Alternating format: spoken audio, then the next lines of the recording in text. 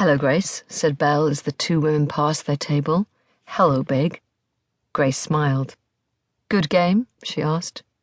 "It's not looking good for me," Belle replied, "but I'm not very good at bridge."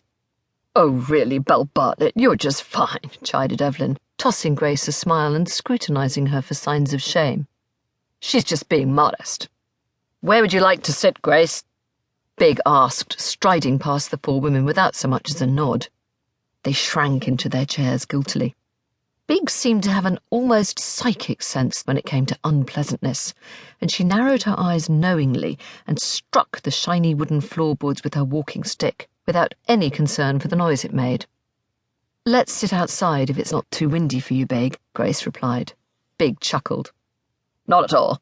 If there was a hurricane, I'd be the last person standing." They walked through the double doors onto a wide veranda which overlooked the ocean. Small boats cut through the waves like swans, and a pair of black dogs frolicked about the dunes, while their master strolled slowly up the beach. The evening sun was low in the sky, turning the sand a pinkish hue, and an oyster catcher pecked at the remains of a fish with his bright orange beak. Grace chose a table nearest the edge of the veranda, against the balustrade, and pulled out a wicker chair for Big. The old woman handed Grace her stick, then fell onto the cushion with a loud whoosh. A few wisps of grey hair fell away from her bun and flapped against the back of her neck like feathers. "There, the hen is on her nest," said Big with a satisfied sigh. She clicked her fingers, and before Grace had even sat down, she'd ordered them both a cocktail. "You need fortification, Grace," she told her firmly. "Never mind those hyenas. They're all so jealous of you, as well they might be. They have not an ounce of talent between 'em." "They're all right," Grace replied. "Believe me, I've encountered far worse." "I'm sure you have. British women make those four look positively tame." Grace laughed. "Oh, I don't care what people say behind my back, as long as they're friendly to my face. The trouble with British women is they're much too outspoken, and I do hate confrontation." "I prefer the British way, if that's the case. If people have something to say, they should say it to your face and not behind your back. They should have the courage of their convictions or not speak out at all.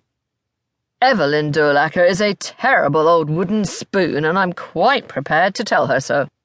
She should be ashamed of some of the trouble she's caused on this island with her stirring.